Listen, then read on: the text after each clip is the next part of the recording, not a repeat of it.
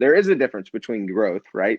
You can grow, but how do you go from growth to scale, and not for scale's sake, not for just wanting to run a large organization? Because if you're just doing it just for that fact, in my opinion, again, everybody has their own opinions.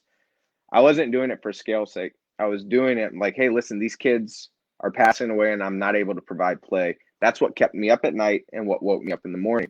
And so the most that we had ever done in-person builds up to that point was about 100 builds a year before 2020. Last year alone, during the pandemic, we did 400 rods. So we deployed Hope to 400 kids of where I would have usually had to say no. And then we did 100 of the traditional builds. So last year in a pandemic, we did, no, I'm sorry, 400 total. We did 300 and then 100.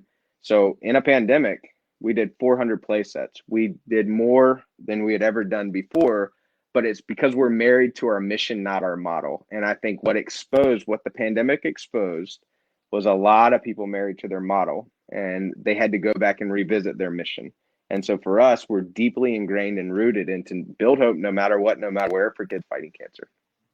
This is so good. It reminds me, actually, on day one, I was sharing at the Ascend and Assist conference that we get often attached to our expectations rather than committed to the outcome of the expectations.